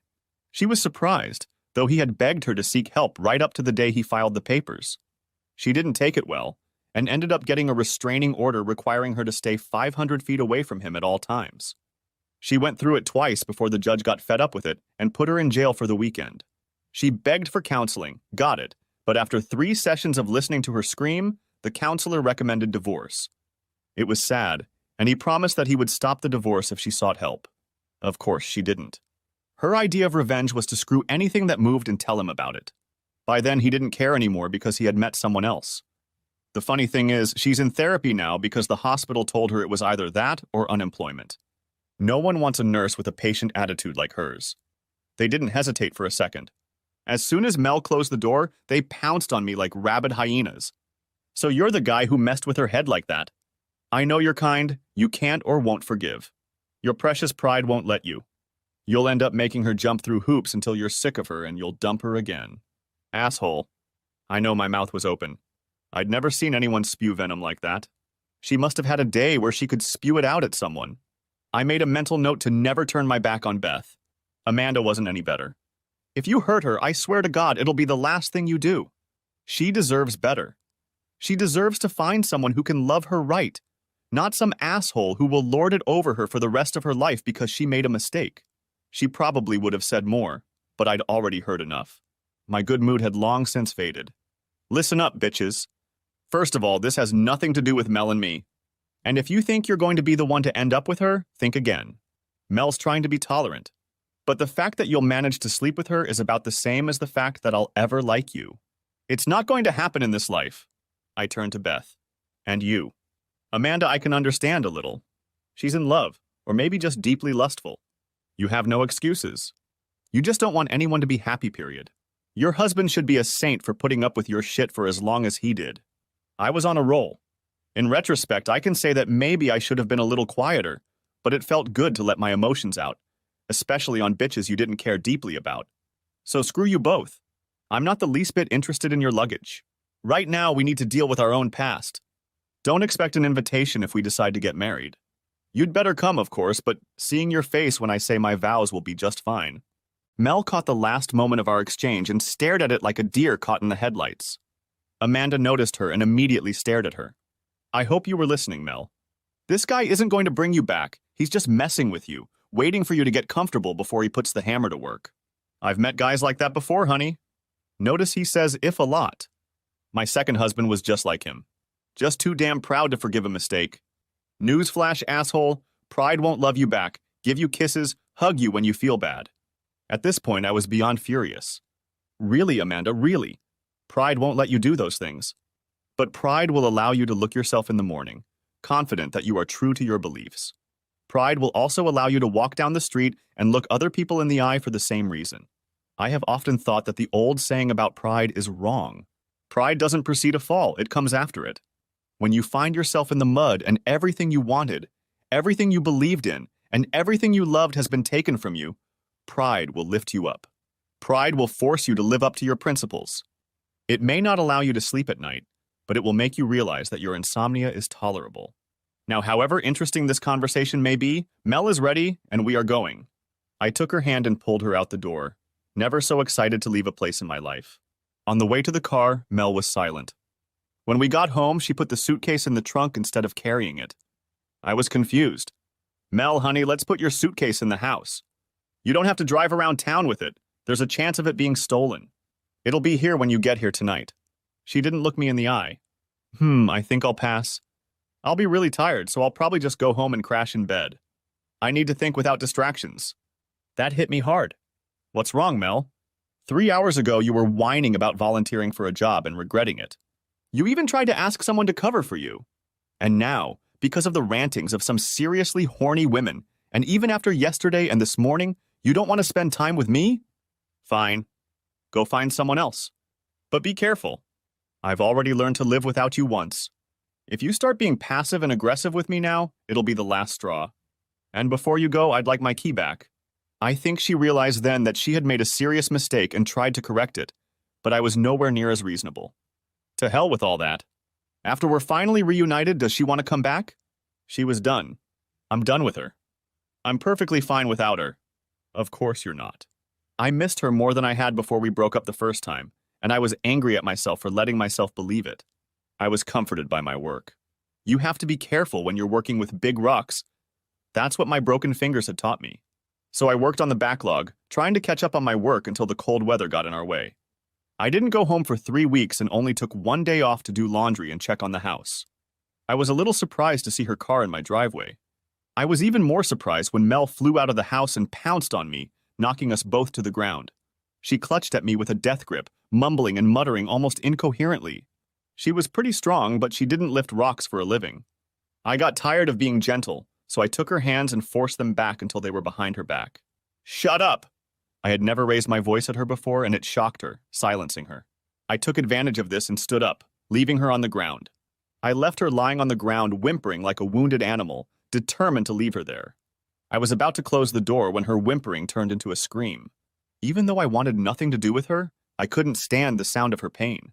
I went back and tried to pick her up, but she refused to move. Then I took her in my arms and headed for the door. Her arms wrapped around my neck as the tears flowed and she nuzzled into my neck. I lowered her to the couch, not very gently, and went to get some water. Drink, I said, sitting her upright. She drank the water and stared at me with her huge eyes. How did you get here? I asked when she fell silent. She started to speak, but incoherently. I raised my hand and she stopped instantly. I'll try again. Answer me in simple words. Take your time, and be truthful. One lie and I'll never speak to you again. Begin. She lowered her head as she spoke, so quietly that I almost asked her to speak louder. I broke the window. I replaced it right away. I knew where you kept the spare keys and I used them. That night I came home after I finished my shift, had a terrible fight with Amanda and Beth, and they kicked me out. I could have gone to a motel, but I ran here like a wounded animal. Because I was a wounded animal, destroyed by my own actions. I just wanted to be near you, to beg you to help me get your love back. You weren't here, and you didn't respond to the texts, messages, and emails I left for you. I felt safe here, so I stayed, waiting for you to come home. If you want me to leave, I'll leave. She looked utterly destroyed. Kicking her out would be like beating a puppy. Well, not right now. I still have some things to think about, and for that I'm going to need your help. Order a pizza, I'm starving. I'll be back after my shower. Her eyes lit up with hope, but my gaze dimmed it a bit. When I stepped out of the shower, dressed in sweatpants, I noticed she was fresher, minimal makeup, hair neatly tied back in a ponytail. She looked younger that way. I was saved from talking by the appearance of the pizza, which Mel grabbed and dragged into the kitchen. By the time I paid, she'd already set the table, and there was a glass of wine next to the plate. I handed the wine back. Water will suffice for now. I want to have a clear head for later. She nodded, poured us both a glass each, and left the wine. I paid attention to the way she ate, taking bites and glancing at me from time to time.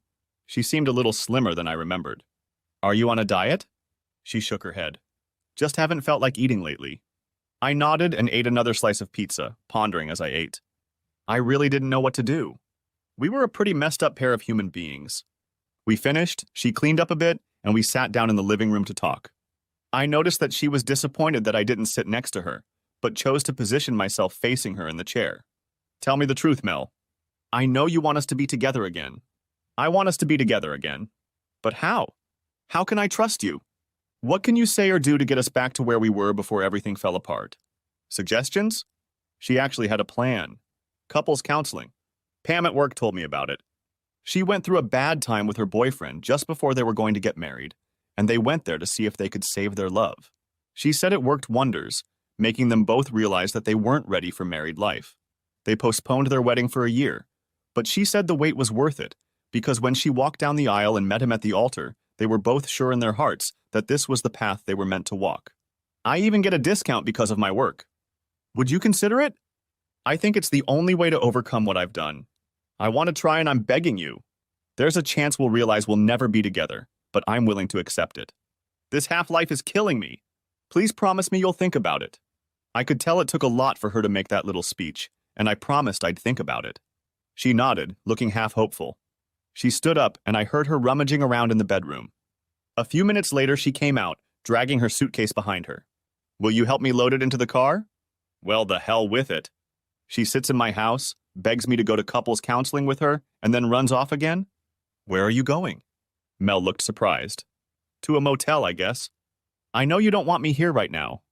I think I'll look for an apartment next week. I picked up the suitcase, surprised at its weight. Instead of heading for the door, I carried it into the bedroom, tossed it on the bed, and started unpacking. She followed me and watched in silence before asking in a timid voice what I was doing. I'm putting your clothes in their places. Now, do you want to help me? I can do without you if I need to, but I can't put things where you want them. I picked up one of her thongs and twirled it in my hands. Suddenly shy, she snatched it from me. Here's the deal, she said through tears. I'll clean them and put them on, but you have to take them off as often as possible. I had never seen a woman cry and smile at the same time. Her face contorted with all sorts of expressions. Agreed, I said softly, but there will be some rules. I think I'll have some wine. Would you like your glass? She nodded, her hair falling over her eyes. 10 minutes later, she pressed herself against me and took the wine. Mel was silent for a few minutes, savoring the wine and the moment. Finally, in a voice so quiet I almost didn't hear it, she whispered. Rules? Yes, Mel, the rules. I'd like to say we'll make it work, but until we solve our problems, I'm not sure. You'll continue to live with me. You can sleep in my bed if you want. We won't get better if we're apart. Make an appointment for counseling as soon as possible. Email me the dates, but please try to schedule it for Friday evening so I can work. I'm willing to try, Mel. You know I love you more than anything in the world, but I need to know in my heart that I can trust you completely in the future. And if for some reason one of us decides it's not going to work out, we'll tell the other one right away. Agreed. I expected her to lash out at me, but she said nothing, sipping her wine. I was about to speak again when Mel spoke up. Yes, from the bottom of my heart. And I'm going to sleep in our bed. Where else would I sleep? In return, I want a few things from you. I want you to loosen up your work enough to spend more than one day with me. I want your absolute promise that unless there is a natural disaster or cataclysmic event, you will attend all sessions. Promise me. I was about to reply when she raised her hand. And one more thing. I want you to try to think of a way I can prove how much I love you and that I will always be faithful to you. Whatever it is, I will do it. But I have my doubts. Maybe sometime in the future I'll ask you to do the same. Deal? Deal, I said. We didn't make love that night. It just felt wrong somehow. I lay awake, pondering, wondering if we were finally on the right path to happiness. I justified my words. On Fridays, I worked half days or no work at all so I could be home during my sessions. The counselor was a man, which surprised me. I would have bet good money that she would choose a woman. As it turned out, she chose him because he had the highest success rate in helping couples work through their problems than anyone else in his practice. I liked this guy. He was calm, relaxed, and told me he liked to keep the drama to a minimum. We had one session each before going together. At each one, he asked what outcome we were hoping for. Our answers were very similar.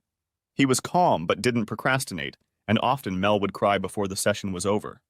I didn't cry, but he pushed my buttons skillfully enough to make me want to punch him a couple times. He got Mel to admit what I suspected. She stayed with Jerry, especially early in our relationship, as a security blanket in case I turned out not to be who I thought I was. When she realized she wanted me, she started the divorce process but didn't file for it. She reasoned that until I proposed to her, she wasn't sure how I felt. I said that was nonsense, and the counselor agreed with me. Is that really true, Melanie? In the 6 months that you were dating, especially after you started staying with him on weekends, you didn't feel sure that he loved you?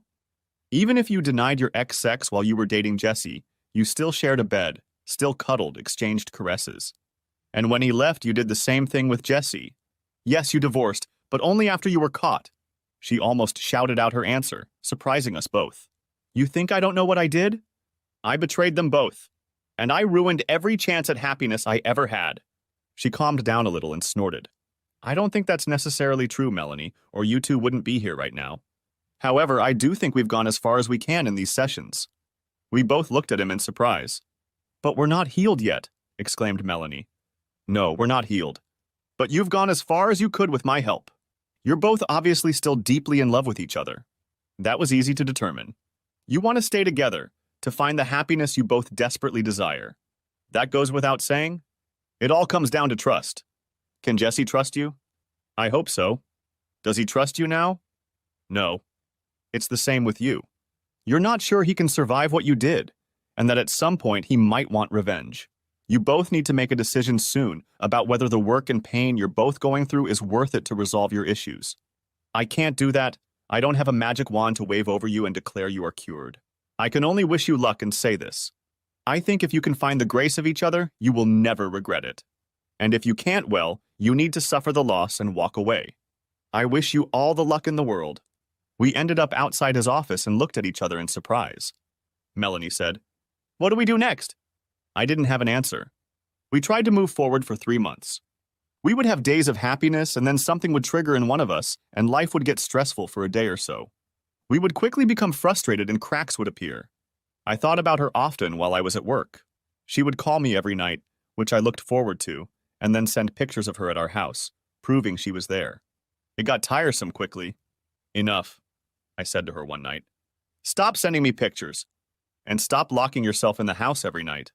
It's driving us both crazy. Get out of the house once in a while, have dinner with friends, even go out for drinks with people you work with. I will assume that you are an adult who has made a mistake and learned from it.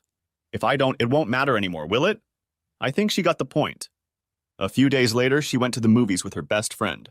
She liked horror movies, which I had absolutely no interest in, and she called me the next night to tell me how much fun she'd had before moving on to a serious relationship. "Thank you, sweetheart, for loving me and for trusting me." Gasping, she stopped.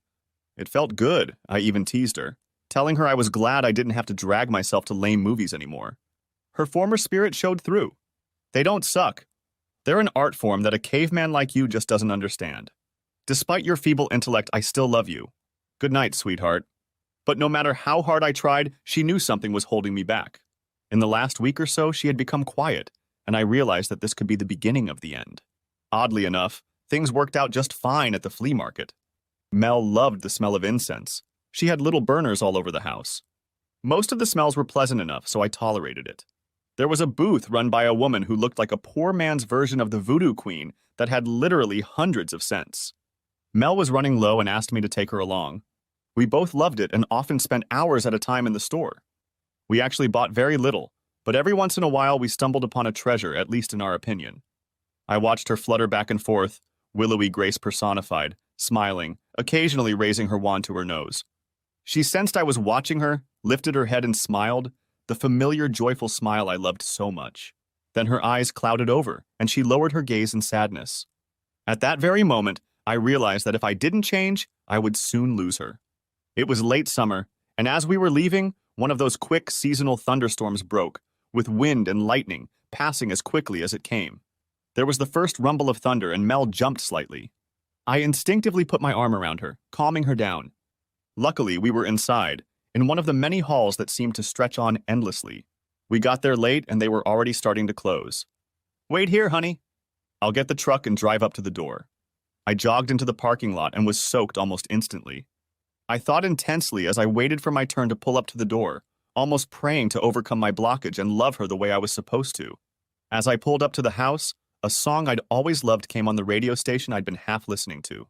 "Slow dancing, swaying to the music, slow dancing, just me and my girl," came from the speakers. I looked toward the entrance, trying to get a glimpse of Mel, and glanced at the bumper sticker of a small van parked nearby, guessing it belonged to an incense salesman. There were many stickers on the van, but the one that caught my eye sent shivers running down my spine. Life isn't about hiding from the storm, it's about learning to love dancing in the rain, I realized. Way to prove to me that Mel loved me. I opened the door and turned up the volume. I stood in the pouring rain while lightning flashed and held out my hand. "I get it, sweetheart. If you really love me, I mean really, really love me, you'll come outside and dance with me. This is our last chance, please, please, let's dance." I was almost shouting to be heard. Everyone was looking at her, wondering what she would do. I know she couldn't see them in the rain, but tears were running down my cheeks. She crept to the door, flinching with every flash, and I stood holding my hand 3 feet away from her. Mel looked into my eyes, trying to see if I was sincere. She must have gotten the answer she wanted. The song ended after about 90 seconds, and I picked her up in my arms and put her in the truck. Yes, the song was short, but it said everything that needed to be said. She loved me enough to come face to face with her greatest fear to prove it. What better demonstration could there be? We sat in the parking lot, wiping each other with dashboard wipes, laughing and crying together. Then we drove home and made love. and it was total absolute love. 9 months later, I felt weak looking at it. The newest, steepest, scariest roller coaster on the planet. There were loops and turns and a sheer drop from a height of 325 feet. But I had to do it, so I held her hand tightly as we stood at the ready to be buckled in. A week after the slow dance in the rain, she told me that one day she would ask me to do something in return to show my absolute love for her. I instantly agreed, and this is the result. The coaster was designed like a bullet, and the seat was single lane. She let me go first, holding my hand while I was strapped in and secured. Then I felt horror as she let go of me and stepped back. "You're not coming with me?" For some reason, she smirked and cried at the same time. "I can't." "Why the hell not?" I almost screamed as the ride ripped forward and picked up speed. Rule number 3. I read the rules as I rode past them. Rule 1. You must be 48 inches tall to ride this ride. Rule 2. Anyone with heart or other medical conditions should not ride this ride. Rule 3. Pregnant women are not allowed on this ride. Wait a minute. What? Thanks for watching. I hope you enjoyed it, so subscribe to my channel and watch the next video.